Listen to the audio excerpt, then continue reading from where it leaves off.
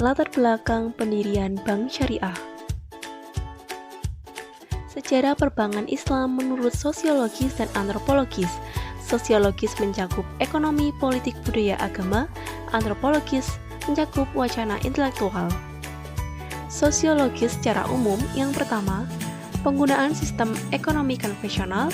Dua, ketidakadilan ekonomi dan kesejahteraan manusia. Yang ketiga, penawaran sistem ekonomi Islam oleh ekonomi Muslim dan OKI. Yang keempat, usulan pendirian Bank Syariah menganut sistem kerjasama dengan skema bagi hasil dan untung rugi. Dan yang kelima, didirikannya Islamic Development Bank oleh OKI tahun 1975.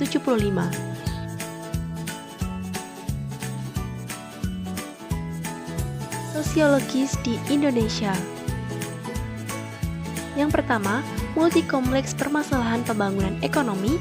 Kedua, kemiskinan dan kesenjangan pemegang kapital dengan masyarakat.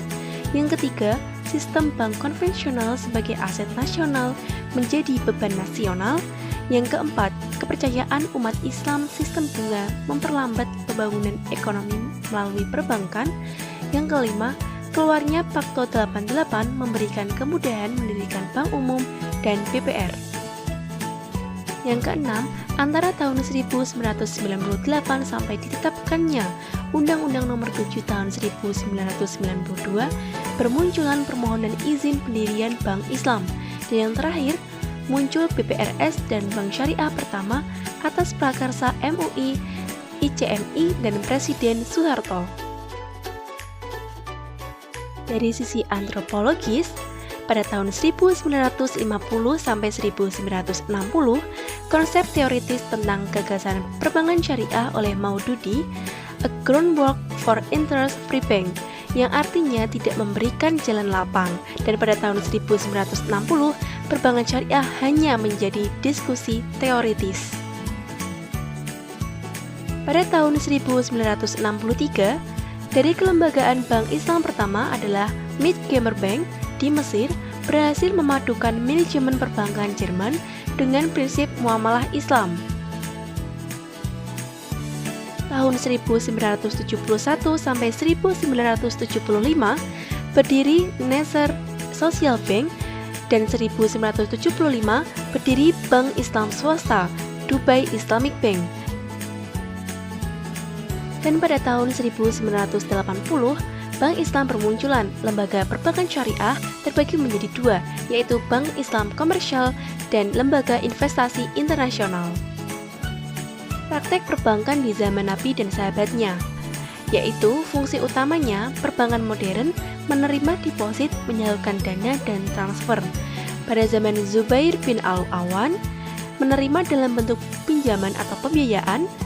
Ibnu Abbas, pengiriman uang ke Kufah atau transfer, dan Umar bin Khattab pakai cek untuk membayar tunjangan kepada yang berhak. Berikut perbedaan dan persamaan praktik perbankan zaman Bani Umayyah dan Bani Abbasiyah. Praktek perbankan di Eropa melakukan praktek perbankan berbasis riba.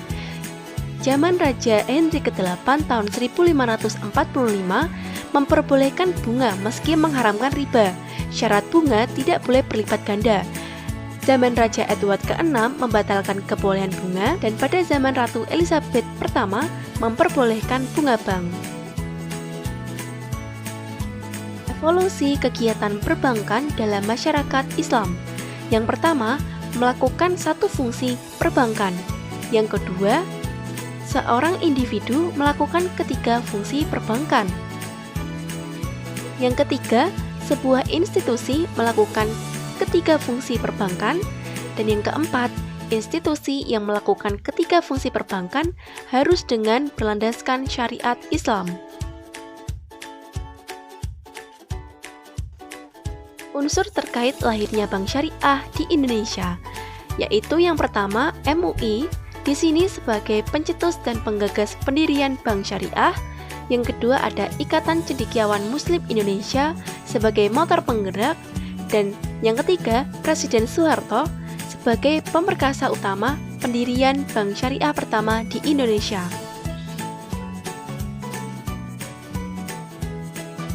Sejarah perbankan Islam di Indonesia. Sebelum perbankan syariah ada di Indonesia, Bank Muamalah lebih dulu berdiri pada tahun 1992. Namun jauh sebelum berdirinya Bank Muamalah, konsep perbankan syariah ini sudah merupakan bahan diskusi para ulama cendekiawan Muslim pada awal tahun 1980-an. Bahkan pada saat itu juga dilakukan uji coba terhadap bentuk lembaga keuangan yang berdasarkan prinsip bagi hasil, yaitu Baitul Tamwil Salman Bandung dan Koperasi Ridho Gusti di Jakarta. Wacana lembaga keuangan seperti ini diangkat kembali pada Lokakarya dan Munas MUI tahun 1990. Bahkan para ulama sepakat mendorong pemerintah agar terwujud suatu lembaga keuangan, khususnya perbankan yang berdasarkan prinsip bagi hasil. Pada akhirnya, pemerintah mulai mengakomodasi keinginan ini untuk memberikan kesempatan kepada bank untuk melakukan usaha dengan sistem bagi hasil yang tertuang dalam Undang-Undang Nomor 7 Tahun 1992. Setelah dikeluarkannya Undang-Undang Nomor 10 Tahun 1998, pemerintah semakin menunjukkan komitmennya kepada perbankan syariah dengan memberikan landasan hukum yang kuat dan mengizinkan perbankan konvensional untuk membuka unit usaha syariah. Sejak dikeluarkannya undang-undang tersebut, beberapa bank konvensional mulai membuka unit-unit syariahnya. Maraknya unit-unit syariah yang dibuka pasca undang-undang tersebut juga didorong oleh kenyataan bahwa bank syariah terbukti tidak mengalami kegoncangan yang signifikan pada saat terjadi krisis pada pertengahan tahun 1997. Sejarah berdirinya Bank Syariah Indonesia. Bank Syariah Indonesia adalah bank di Indonesia yang bergerak di bidang perbankan syariah.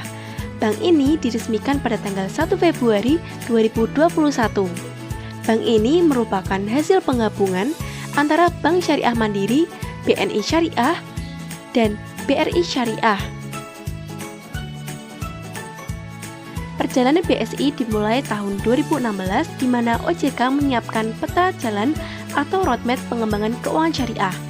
2019, OJK mendorong bank syariah dan unit usaha syariah milik pemerintah berkonsolidasi. Pada 2 Juli 2020, Menteri BUMN berencana menggabungkan bank syariah BUMN yaitu BRI Syariah, BNI Syariah, BTN Syariah, dan Mandiri Syariah. Pada Oktober tahun 2020, pemerintah resmi mengumumkan rencana merger dari 3 bank, yaitu Mandiri Syariah, BNI Syariah, dan BRI Syariah. Pada tanggal 11 Desember 2020, Konsolidasi Bank Syariah menetapkan nama perusahaan menjadi PT Bank Syariah Indonesia Tbk. Pada 27 Januari 2021, OJK secara resmi mengeluarkan izin merger ketiga usaha tersebut. Dan pada tanggal 1 Februari 2021, Presiden Joko Widodo meresmikan PT Bank Syariah Indonesia Tbk atau Bank Syariah Indonesia BSI.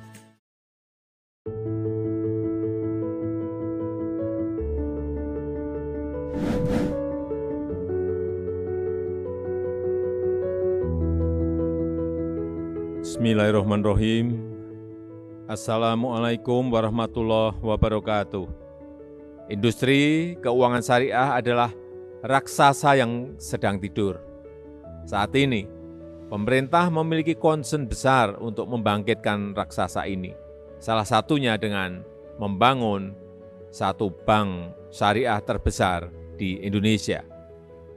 Sederhananya, semua aset bank syariah milik negara akan dilebur menjadi satu untuk melahirkan bank syariah raksasa. Total 3 aset bank syariah BUMN yaitu BRI Syariah, Bank Syariah Mandiri, dan BNI Syariah sampai semester pertama 2020 adalah 214 triliun rupiah. Sebuah angka yang besar. Semangat bersyariah di masyarakat muncul dengan hadirnya perbankan syariah. Berbagai produk layanan perbankan seperti solusi pembiayaan, pendanaan, hingga beragam transaksi dengan akad syariah sebagai dasar penerapan. Zaman berganti dan teknologi maju sedemikian pesat. Dunia digital menuntut perubahan yang cepat. Bank syariah modern tak lagi hanya mengandalkan loyalitas dan eksklusivitas umat. Pelayanan profesional yang inklusif serta inovasi produk dan fitur harus menjadi keunggulan kompetitif dalam meraih laba tanpa melupakan zakat korporasinya. Untuk itulah, Bank Syariah Indonesia hadir hasil sinergi dari 3 bank syariah besar dan bertransformasi menjadi bank syariah yang modern untuk memenuhi berbagai kebutuhan dan seluruh lapisan masyarakat, serta memiliki visi global. Semuanya demi memajukan ekonomi seluruh umat, meraih berkah bagi seluruh alam semesta. Karena Bank Syariah Indonesia percaya, inilah nilai-nilai Indonesia demi memajukan ekonomi umat.